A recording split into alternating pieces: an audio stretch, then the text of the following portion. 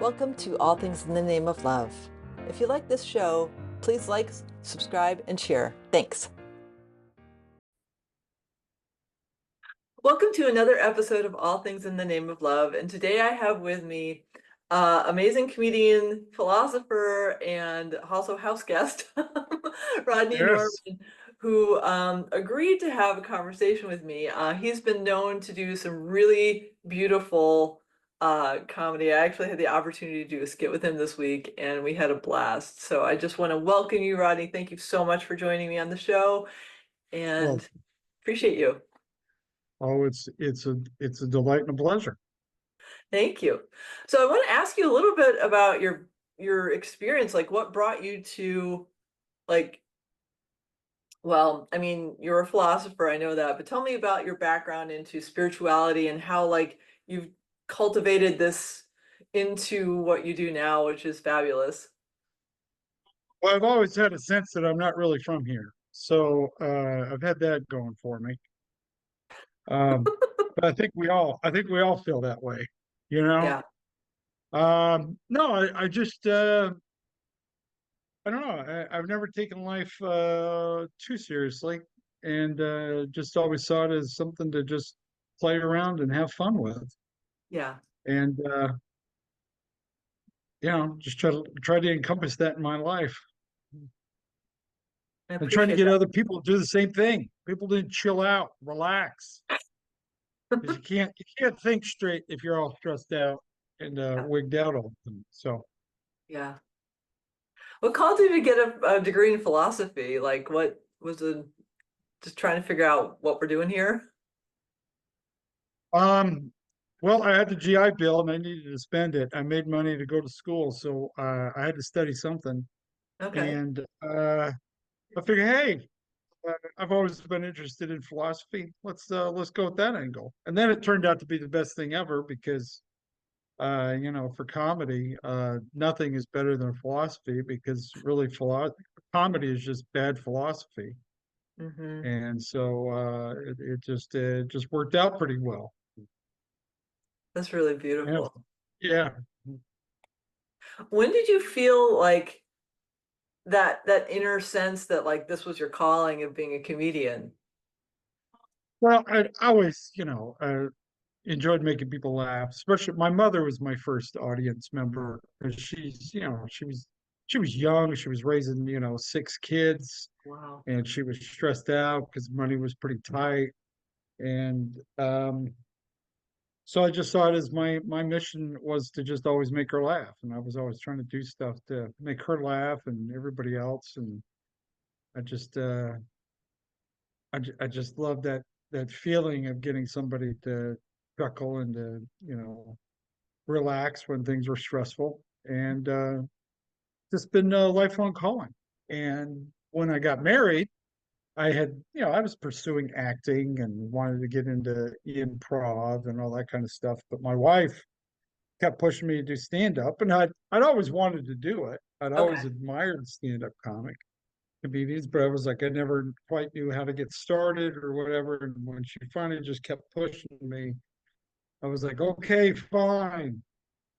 I'll uh, I'll abandon all ideas of being a normal person and give up my job and my career that didn't really exist anyway, and be irresponsible and pursue comedy. If you insist, dear. And it worked out pretty good so That's a far. really beautiful gift, like because a lot of relationships you don't have that advocate, and the fact that she saw that in you and was like, no, you're not just not gonna fit in anywhere else. Yeah, because she saw that I wanted to do something that I enjoyed entertaining. I was always doing jokes. When we first got married, I was in the Marine Corps. And I was Okay. always making fun of the Marine Corps and Marines and coming up with routines, making fun of boot camp and everything else. And it was from that she was just like, look, you're whatever it is that you think you're going to do in life, it ain't going to happen. You need to do comedy. So so it was Love it the was fun. intuition. Yeah. So I love watching you on Instagram because I see that you're like just bringing that special flavor of like kind of awareness through your comedy, and I wanted to speak to you about like where did you find that beautiful niche? It was really out of a desire to make fun of it. Oh, Um, because you get all these gurus, and most of them don't know, anything from anything else. But they look good and they got exotic locations to film from, and they're always, spewing all these, cliche thoughts and ideas, and they'd always just kind of drove me nuts because I'm like, why has this person got 4 million followers and all they're doing is quoting Zig Ziglar and quoting him incorrectly, I might add, and I'm like, this is crazy. And I've been working on this character that was loosely based on my alcoholic grandfather. okay. And I wasn't quite sure to do with him. But anyway, I had a friend who was an Instagram um life coach type guy. And he's a great guy, and he's very successful. He's helps people run podcasts, and he lived in a mansion. He drives a Ferrari. I mean, he's just, he's a good looking dude. He's tan. He's got a great body. He's just, and I was watching one of his videos one day. It'd been up about 3 days, only had 8 views. And he was saying something, he was basically telling you, talking about imposter syndrome, how you feel like you don't deserve to be happy or successful. And he's saying that's nonsense. You deserve happiness. And I thought he's got a great message, but nobody's listening to him, Hmm. obviously. Yeah. And and I thought, I felt bad because I was like, I know he's got great messages, but no one's. And that's when it dawned on me. I was like, that's it. Um, uh, my drunk grandfather as the world's worst life coach. And so my goal was to just start making videos, making fun of these gurus and who are just, but they're always got everything perfect. The video's perfect, the audio's perfect, they got the right taglines and all that stuff. And I was like, I'm going to do it all wrong. Everything. I'm just my hair. I already had the crazy hair and the beard anyway, so I was like, yeah, this will be fun. And the audio's messed up, the video's messed up. I screw up halfway through half of what I'm saying, or lose my track of thought, and then sort of backtrack and try to find it again, and just rambling half the time. And it really was just to make the worst motivational speeches I could come up with. And that was the whole idea. And then somehow by doing so, I came up with this really great inspirational messages. Completely by accident, I might add. That is so beautiful because just it's such a great thing, like because like we're all creative beings, right? And to get that character and then just that having that inspiration come through you is just so freaking awesome because I love the way you just share these like kind of sort of not lucid but then really profound thoughts that like it's like well it's a common kind of common sense but it's also profound and but it's said in such a beautifully messy way. Yes. Well, that's the thing is the character is disarming. Mhm. You're not expecting, so you got somebody, laying next to the pool and they got their martini and they're well, hello and welcome to this beautiful day. I'm here to tell you that you're an amazing human being. You don't care. It's Right. like, what does this person have to do with my life? But you see this nut job standing in the woods muttering nonsense. You're like, what is this train wreck that's going on in front of me? And then out of nowhere, he delivers this amazing message that you need to hear that you didn't know you needed to hear. Mhm. Probably a message you've heard from many others in many ways over and over again, but it never connected. But somehow this guy you're not expecting anything from delivers the goods. And that's been the fun with it, is that just people don't expect anything from it. Mhm. And so when it hits harder than it would be if, somebody Mhm. important actually said it. I love that because like that deep wisdom that is just coming out of um an unexpected source is more powerful than like we made fun of earlier this week, like the super spiritual people sometimes, because like you know yes, everything is spiritual, right? Everything's Right. energy, everything's, and yet we have a tendency to take ourselves so seriously when we get into that spiritual space that we kind of look a little ridiculous. And to break that up Yeah. Well, with it's like people try to out spiritual each other. It's like, well, let me show you how in tune I am. Mhm. And most of the time they're just making up nonsense. Right. Right. Oh, I know. I lived in the Shasta region for 3 years, and the spiritual egos that I came across were like, really? I lived with someone and I didn't know who the heck she was. And she said, "Do you know who I am?" I said, "My roommate." She was like, "But you don't know the blah blah blah blah blah I did." And I'm like, I don't really care. How are you in your heart? Like, can I feel your heart Yeah. connection? If I can't feel that, I don't really care what your pedigree is. And that's very disarming because, that's what the gurus are. Like, I have done XYZ classes, I have these certifications, and I have blah, blah, blah, blah, blah. But it comes down to like, how are you living through your heart or are you living through your ego? Yeah. Yeah. Well, it's like they live as if, well, all these things, these awards and accolades aren't important, and all this training isn't important. It's about being connected with the one source, and being full of love. And you should listen to me because I have all these degrees and I'm important because I've achieved all these things. Mhm. It's like, okay, what exactly is the message here? You Yeah. know, oh, none of this. I have all these degrees, but they're not important. The fact I have a PhD, I studied under this, and I lived in India for 4 years.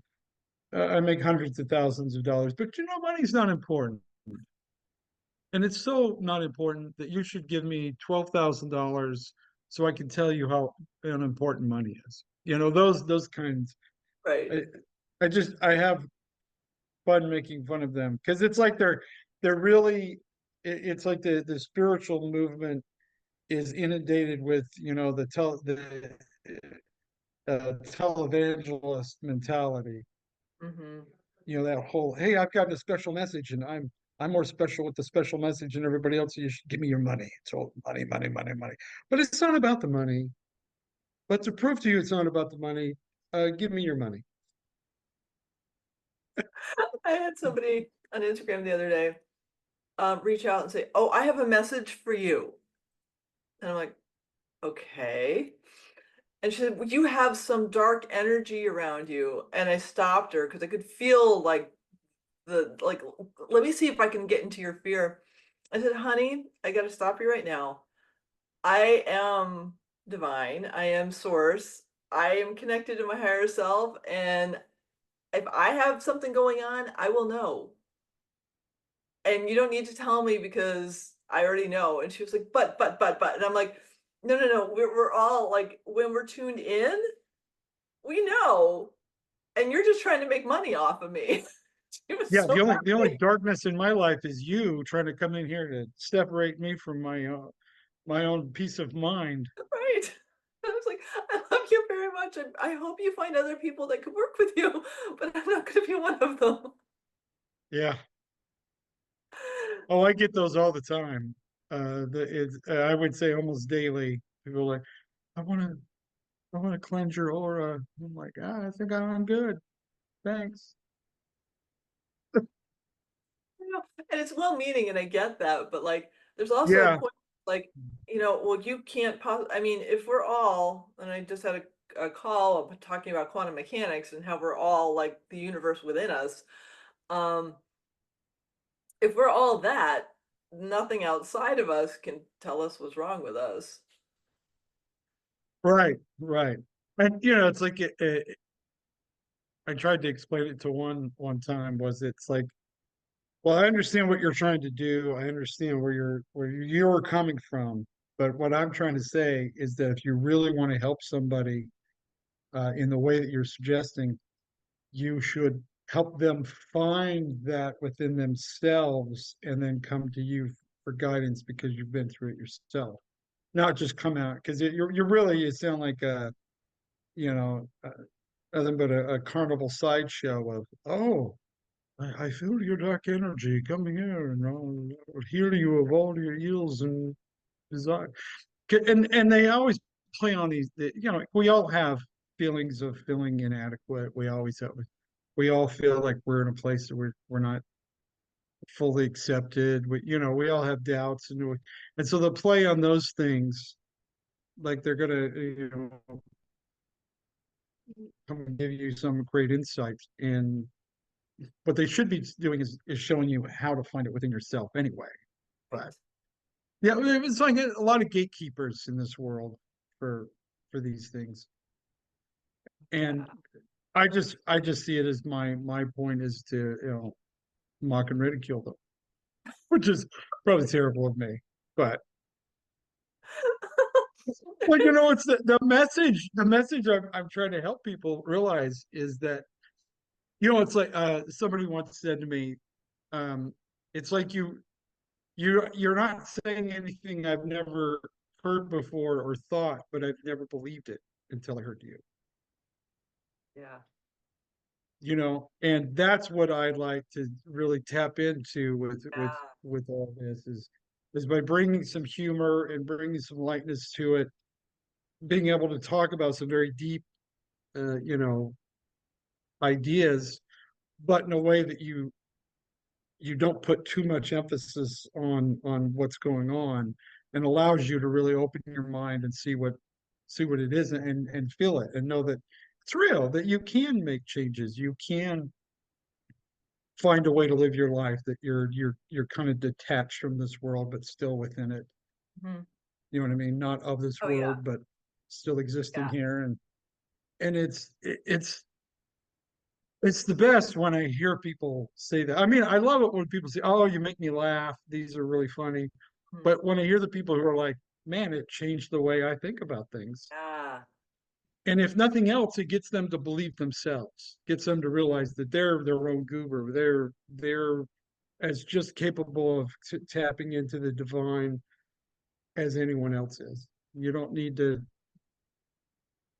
have special training and degrees, and not nothing against them. I mean, going and having those pursuits are beneficial, and can take you to higher realms and different places, and great experiences, and nothing against them. Right. But it's getting you to realize that you're just as good as a guru for your own life as anyone else could be. Mhm.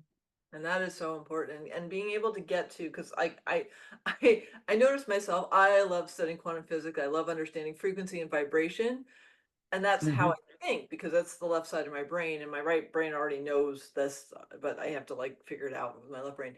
But I know that language isn't very accessible to a Hmm. lot of people because not everybody wants to study quantum physics. I don't know why, Yeah. but Well, and people misunderstand that,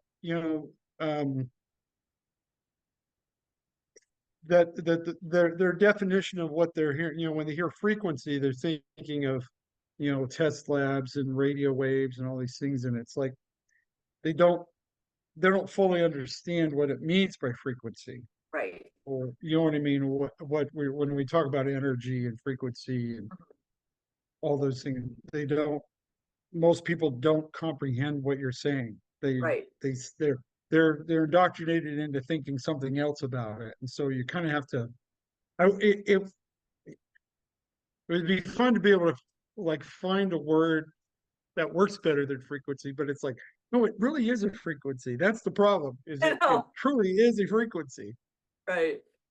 And it's one that you generate and that you're always generating. This is the thing that most people don't, I think, comprehend is that you are generating a frequency all the time. You're Mhm. also receiving frequencies Right, all the time. right. And when you realize that you can have control over those things and learn from those things, it's it's it's amazing, Oh, magical experience when people finally get it, you know? right. And I think that's like the benefit of having the humor is because like I can speak it, I have freaking PhD in history, so like I love big language. Kind of very narrow bandwidth for people who can understand that. But the humor and the languages that you use open that up in ways that I haven't been able to, because you you're more in tune with how to connect. Yeah, humor is a powerful thing because it strips you of the pretense, it strips you of ego. Mhm. It gets really right to the heart of the matter. That's why they want, I say they want to control comedians. They don't want comedians to be free and say whatever they want. That's why they want to control language and control, all that. And it's because it's so powerful. Right. I mean, there is nothing that could bring down an individual faster than comedy. Hmm. When you because people, they think they're important and everybody loves them and woohoo, and then when somebody comes and says, "Hey, that guy's naked," Yeah. it's like when a comedian points out the obvious, it's a powerful thing, and so it's something that people in power don't really appreciate all that much, especially when they're the one getting mocked and ridiculed. Right. But it's also like that's the gift of it because like when we get into that ego state and we think we're better than anyone, that's the, that's like, oh, good. We get to work on that within us because like I know whenever I get in my ego, like if I have the um lack of awareness to say, oh yeah, I did that when I'm channeling a session, that's not me. That is not me. Yeah, when you're willing to just say, "Hey, look, we had this breakthrough and we had this experience, but it didn't come from me. It's not like I Right. was sitting back there writing this all out. It just happened to present itself, and we Yeah. dealt with it, and it was a beautiful experience. But I know it didn't come from me. I Mhm. know that there's a higher being, there's a higher source, there's a greater understanding that even I'm still trying to figure out. Yeah. That's why I like people who have that humility to understand that, hey, I'm not here as I'm not above you, bringing you along. I'm really with you. I might have had different experiences than you, but that doesn't mean I'm better than you. Right. We're in different path, different parts of our journey. Mhm. But when we can come together, we can both learn and both be edified. And it's Yeah. a beautiful, beautiful thing when it happens. Oh yeah. But again, the comedy,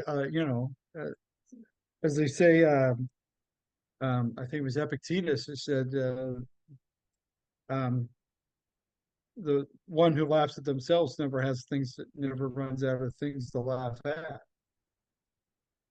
And it's not, and I hear this so much. People are like, because I'll do self-deprecating jokes. I make fun of myself just as much as anything else. And it's funny to me because there's this movement in comedy where people are like, oh, you shouldn't do that because if you make fun of yourself, then you're really making fun of other people who are like you. And I'm like, Okay. what gobbledygook have you got going on in your head to start making these kinds of weird associations? And so it's like making fun of yourself is just as bad as making fun of anybody else. And I just find that getting that. so misguided. It's like we could take an idea and we carry it too far. Mhm. And I think, I think one thing I see is people that want to be important and want to be smarter than everybody else. They come up with these ideas that are rather specious, and they think that they're intelligent. And then other people hear them and think it's intelligent too, so they go along with it. And it's nonsense. It's Right. just complete nonsense. And I see this happening more and more. Yeah. But at the same time, I also have noticed more and more people who are breaking free from that. Mm, People who are really awakening and realizing um, the reality of what is really going on. And it's so much fun when they say, I get to the point now I don't argue with people. right. I don't. There's no point. It's like if you're not ready to hear it, you're not ready to believe it. There's no reason to talk to you about it. Right. And I would hope that somehow I'm inspiring people to look and to find it. And that's really the way I approach everything. It's like, well, how can I help somebody else open up to this reality? Mhm. And that's my goal every time. Is I want to help people feel good. I want to make people laugh, but I also hope that I'm helping them opening themselves up to the higher source, to something greater beyond themselves, beyond this life, and realizing that all this crap that keeps dragging all of us down and arguing and fighting, it's all nice. It's all nonsense, you know. Yeah. No, I get it because like it's really fascinating for me because I am super sensitive. I'm very aware of frequencies of like that word, but I can tell where somebody is like energetically. I can just feel that. And so, as you've noticed, I self-isolate a lot because I'm so sensitive. And so I'm curious, like you're much more of an extrovert than I am, even though I know you do some quiet time too. But how do you I know laughter raises the energy of people, but like how do you navigate that when you're on stage? I'm still trying to push myself to be more open, even Okay. though even I'm very open on stage, but I don't feel like I'm completely open yet. Okay. It's like I'm still kind of holding back, and I want to get to the point where I'm not holding. Okay. Um, and I'm not quite sure what it is in me that I need to do, what needs to happen within myself to finally embrace that and really just give an audience. Well, it's sort of bizarre because it's like I feel like what the audience needs and what I need to do is I need to not be concerned about what the audience needs and just give what I have to give. And then just if the audience accepts it, they accept it.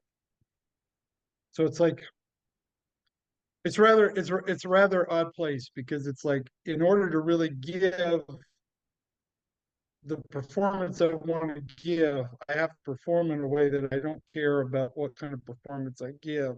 But in wanting to perform that way, I'm keeping myself from performing that way because I'm not quite sure exactly what it is that I'm trying to do anyway. Oof. You follow, you know what I'm saying? It's like, Yeah. okay, I got what I want to do. Mhm. I have fully, I think a good example is, when you go to karaoke and you see somebody's really good, they sing it perfectly and it sounds great, um, and people notice and they appreciate it. Um, but it was good, but you're not falling all over yourself about them. And then you have somebody who gets up there and who you could tell that they could be good, but they don't fully commit to it, so they're kind of half singing, and it's horrible. because they're not really giving themselves. The other person is giving themselves, and it was great. It was a wonderful thing, and it was. But this person gets up and they're not giving 100%. They're just kind of sort of trying, and there's usually the worst ones. It's just boring, uninspired. Mhm. And it's like you just want to sit there and go, look, please stop, right? Yep.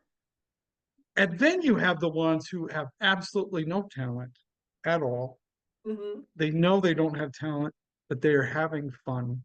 They Hmm. get up there and they sing and they sound horrible. They don't know the words. They're not paying attention to the words. They're singing what they think they remember. They're off key. It's a complete disaster, but it is an absolute delight to watch Yep. because they're just having fun, Right. you know? And it's I want to have that kind of energy Mm. when I'm just absolutely just laying it all out, you know. And then when you have somebody who has that kind of energy, but also has the talent, those are the ones who become the super. Those are the ones who just bring it to a whole another level because it's not about just being a good singer. Right. There's something else. There's That something, passion. yeah, there's that passion. And when you bring them together, it's an amazing thing. And I, to this day, as a comedian, don't feel like I've really ever done that. And I want to, and I'm not quite sure what I'm holding back for. Yeah. You know, it's kind of it's an odd thing. And I feel like I'm kind of at this moment where I just because you get in front of an audience, you want to perform well, you want to do well. So I have material that I know is always going to do well. Mhm. And so I'm always going back to that material. And I'm like, I need to break free from that and just free myself and have more fun. Mhm. And that's what I'm hoping to start accomplishing. I love that. Well, it's just, you're feeling that internal, like I feel it, like I'm being called to do a TED Talk this year, and I'm like, Oh, sweet. okay. So, and I know I can because I've been in broadcasting for 20 years, so it's not like I have any problems with it, but it's an expansion. And so there's that little hesitation of the small self, the ego self going, that's a little scary. But Yeah. I know what wants to come through me is really profound. So I get it. It's like that you're like you're here and the thing that you're going to is here. And so just like that kick in the ass to get to the next stage. And It's like you have that I don't want to embarrass myself. I want to do a good job. mhm, And that's fine. And you can and you're a professional, you know what you're doing. Sure, you're gonna great. But it's like what is it that what's the difference between just doing a good job and then versus knocking it out of the park and taking it to a different level? mhm, And it's that weird, it's that space, it's that breakthrough where you take it beyond even what your own capabilities are that you think you have, right. when you really just tap in and you just go for it and you deliver it like nobody else, Yeah. you know. And we're just almost outside yourself, it seems. Right. It's like how do I get to there? Because it's like I don't want to just play it safe. I don't Right. want to just be another person who gives a TED talk. Mhm. I want this message to be delivered in such a way that Right. really connects Mhm.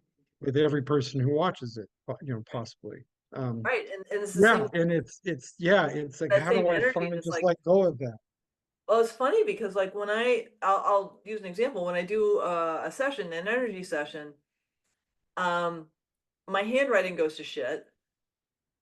I have my eyes closed most of the time. I'm recording it like on audio because like it's not pretty to watch me do it because I'm just like closing my eyes and writing.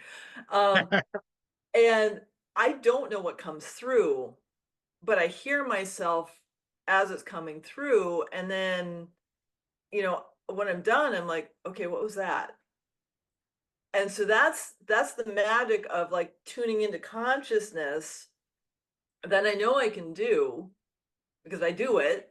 It's not a big surprise. I can tap into the consciousness of another being if it's an animal or human. It's pretty trippy. Um, and then I'm out of my left brain completely. There's no control. I'm just literally channeling, and it's amazing. Maybe that's what you get to do on stage. Yeah, yeah, it's that's I guess I've tapped into it a few times where I've just really, really just kind of let myself go. Hmm. It's like I've had touches of it, but to fully just embrace it and just put it, to just put it out there, I don't feel like I've really hit that moment. Because it's one thing to do it when you're by yourself. Right, It's another when you're in front of an audience that paid money to come and see you. right. You feel obligated to give them something. And but I know that the holding back is what's keeping me, that desire to not do badly Hmm. is what's keeping me from going to another level. Hmm.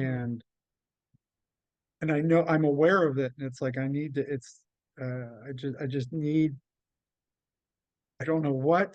I don't know for sure what's going to ever if it's ever going to happen. I don't know. I want it to happen. Yeah. I understand it Hmm. because I see myself uh, and what I know I'm capable of doing, what I want to do, but I get up there and I keep playing it safe. Because Hmm. I know playing it safe is still good. I'm still, Right. I know it's going to be good and they're going to enjoy it. Hmm. But it's like, when am I finally going to just let go and just, you know, take It's the other level? yeah, because it's scary. I get it. Like me going up on stage and talking about the consciousness of animals, not something most people think about. It's just not. Yeah. Well, most people are going to go, "Oh, okay, whatever. It's crazy cat lady." Was Well, that's what I thought, but I was on a networking call a couple months ago and I talked to a guy who's an AV editor, and he said, "This is gonna sound crazy." And I'm like, I lived in Shasta for 3 years. Nothing's gonna sound yeah. crazy. And Hey, he's like, I live in that world. right. I'm Bring it like, on, okay, brother. thanks for the heads up. He's like, well, I had a dachshund and I think she used to try to talk to me. I'm like, she did. And he's like, really? And he said, well, when she died, I felt her in my dream. Is that normal? I said, uh-huh. And he was like, really? I said, uh-huh. And he was just like, I thought I was crazy. I'm like, oh no, honey. No, no, no, no, no. Go to Shasta for 6 months and you'll feel so normal. Yeah, I'll show you. I'll show you crazy. So Having a, it's having a having a mental connection with your dachshund, not that crazy. not that crazy, really.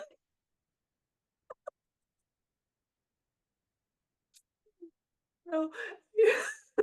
It's like, when we just when we give ourselves permission to like hear that, because I know you're feeling that deep calling, like to just go onto a higher level.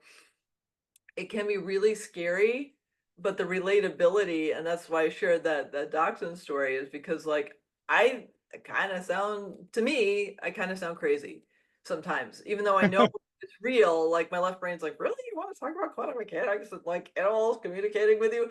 Do Um, you really want to bring this up in front of this person right now? but it's more common than we think.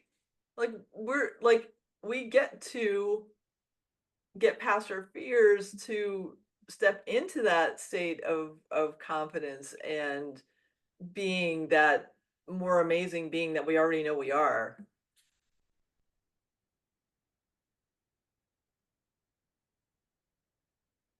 Yeah. 'Cause That's what we're here for. It's scary, and yet it's very exciting. Mm-hmm. You know, Yeah. it's uncharted territory for each Mm-hmm. of us because we all have our own journey, and Right. we're all having a different experience, and so it's there's no one to turn to when it comes to this point. I mean, it's good to look for others for teachers. It's good to look for guidance and look for those who've been there before. But at some point in time, you realize that that you are the only one who can go where you're going. Mm-hmm. It's just you, and Yeah. it's a scary thing.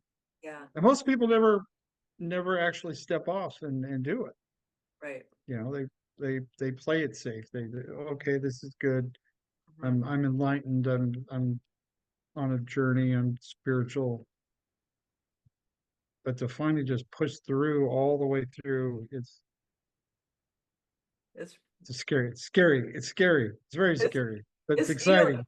the beautiful thing is like fear and excitement are the same, like different sides of the same coin. It's the same energy. Oh, sure, sure. Yeah. So it's just really fun to like, okay, where am I feeling it?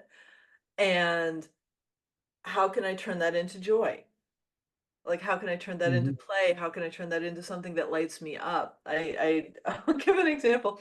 So I was living down in Weed last year, and for some reason I sensed that the power was going on and off.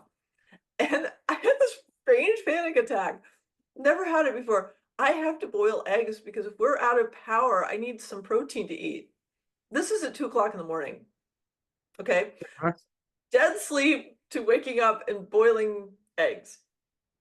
So I feel the panic. I can't calm myself down. So I'm like, okay, fine, I'll just boil eggs. But then I hear a Stevie Wonder song come in my head, and I love Stevie Wonder, white girl loving Stevie Wonder, especially his early 70s stuff. Anyways, so I hear the song and I start like, oh, cool. Okay, this is calming me down.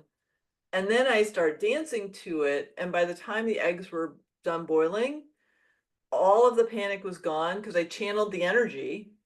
I was like, oh, you're going to give me this panic. Well, I'm going to channel you into something that's not panic because I had the awareness to go, oh, this is a panic feeling. Okay, what's the opposite of panic? Movement. Let's do the movement in a positive way. And I felt like I finished the eggs and I went back to sleep and I slept till 8 in the morning. Oh, Like, so it was pretty wild. yeah, it's one of the recurring themes that I get in comments on my videos. People say, "Oh yeah, I wish it was that easy." And it's funny to me because it's like I pointed out one time. It was like, you know, if you go to therapy, you go in, you meet somebody and you're trying to work out issues about things. You're paying all that time, you're spending all that time, you're spending all that money, you're putting in all that effort and all that work. What is it ultimately that you're hoping to obtain? Mm-hmm. And when it comes down to it, it's that one moment when you finally release whatever it is that's holding you back. Mm-hmm. You know, and it might take a while to figure out exactly what it is, but when you identify it, you realize what it's doing to you. What is the moment that takes place when you go, I'm over this. This Mm-hmm. is no longer going to continue to be negative in my life. It's at that moment, it's a single moment that takes place that you have that realization that and you let it go. Mm-hmm. It's just it's very simple. Yep. And often we put those things away because the trauma becomes a part of us and we don't want to let go of the trauma because we are so dear it becomes dear to us. Oh yeah. The horrible things that happen to us, we hold on to them because we think, oh, this is who I am. And we're afraid to let that go because that means that we aren't who we thought we were. Right. Well, we bear those ills And it's like, not to those we know but not of. yeah. And Yeah. but it's like it really is that easy. A lot of these things are. are really that easy when we just decide I'm not going to keep carrying these things with me. Mhm. It's like I always hear people say you're going to be in the now. Well, guess what? You're always in the now. You Right. can't you can't not be in the now. You're always here. Mhm. So being now is not it's not a strange idea because you're always now. Right. But it's what you're bringing with you. It's the work that you're putting into ruining now is the problem. It's not being in the now is an easy thing to accomplish, Mhm. but it's one we insist on bringing all this baggage that we don't need, that serves no purpose, but we insist on having it with us. That's the problem. When you realize it's just a simple, well, just put it down and leave it there. Mhm. We don't want to accept that. We don't want it to be easy because once we accept that it's an easy thing that we can do and that we can make that choice, um, it's like we have to accept the responsibility of it now. Mhm. Whereas before, if we just keep holding on to, I'm not responsible because this person did this to me, so they're responsible. Mhm. And we don't want to let go of that. We don't want the responsibility, so we keep blaming somebody else for everything. So they're responsible for my Right. problems. But And when you finally realize that you just let that go and you take responsibility for your reaction to whatever happened, and it's like, oh, no, I'm not big of a deal. And exactly.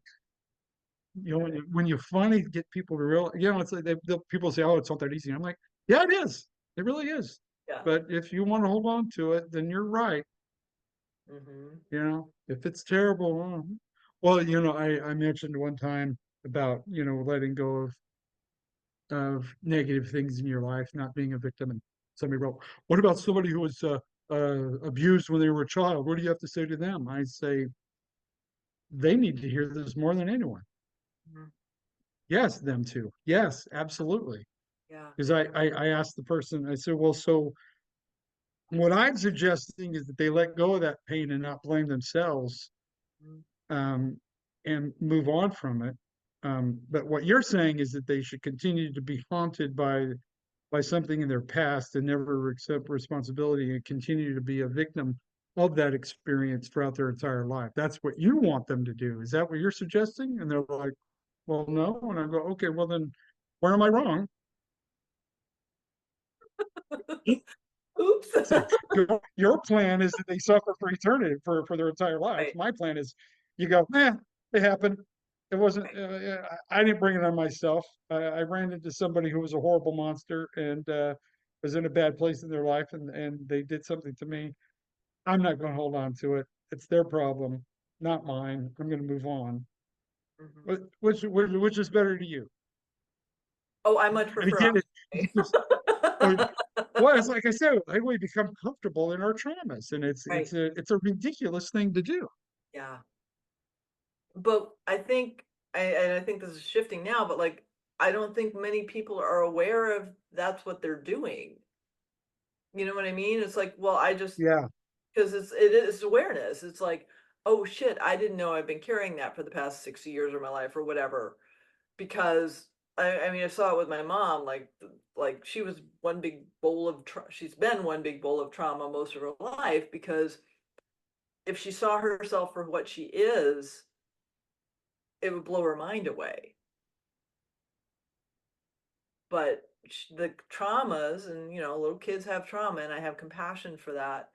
And my mom had trauma as a little kid, and I honor that.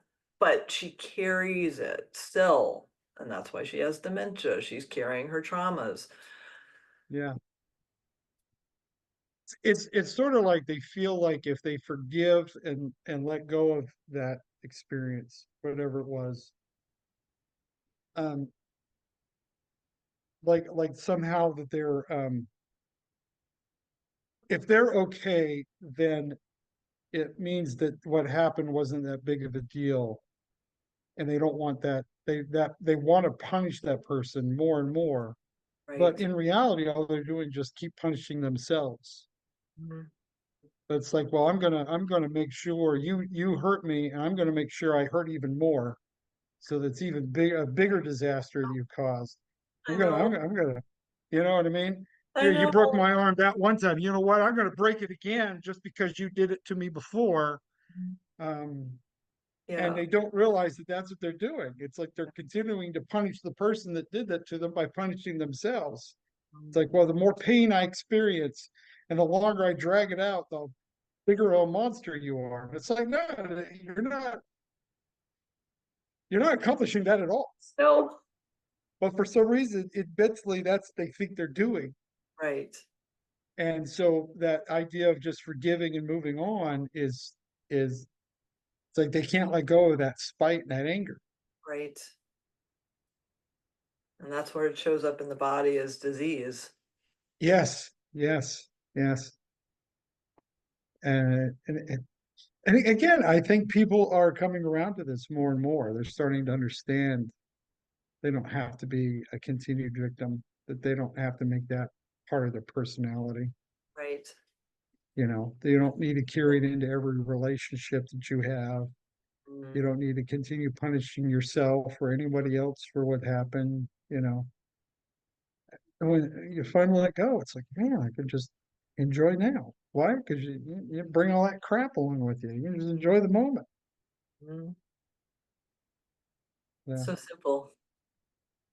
Yeah, that's I said it's the answer is just simple, and that's kind of what I really try to espouse through my videos and comedy is just showing like life is not as complicated as we keep trying to make it think it is.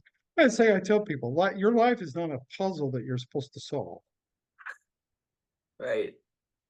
You know, you're given the gift of just being able to create the life that you want, become the person you want to become.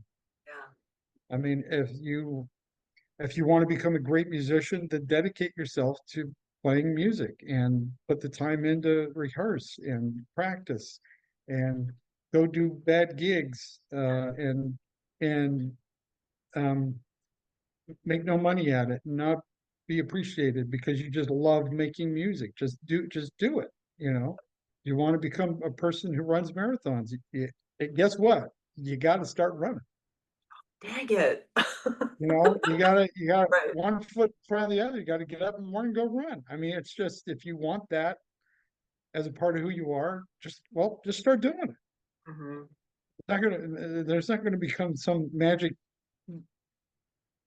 that's gonna happen. You're gonna read a book and go, oh, hey, all of a sudden I'm a marathon runner. I mean, you got to put in the work. You got to put in the effort. Hmm. And it's not, like I said, it's not something you discover. As I talk about love, you know, this idea of my one and true only and my soulmate. It's like that's nonsense. It's poppycock. There's so many people you can be in love with. There's so many people you could build a wonderful life together. Um, because it's a choice that you both make, that you decide that I want this in my life. I want this person. I'm going to dedicate myself to this person. And it's a choice that you make every day. It's not just, oh, I found this person and it's one true love. No, you have to keep working at Hmm. it, you know? Yep. And everything else in life is the same way. It's an a la carte, pick what you want and do it. Let's do it. Not that hard. We want it to be so hard because, like I said, if it's hard, then we absolve ourselves the responsibility of actually doing it because Mm. it's so difficult. It's so hard. Oh dear. Isn't that funny how just silly we are as humans? We're just, we We complicate just things. want to we just want to complicate everything and make it so hard. And it really isn't. No, it isn't. I mean, there's a good chance that we were just created for some alien species so they could watch us, or like we're some ridiculous reality TV show for them. Right.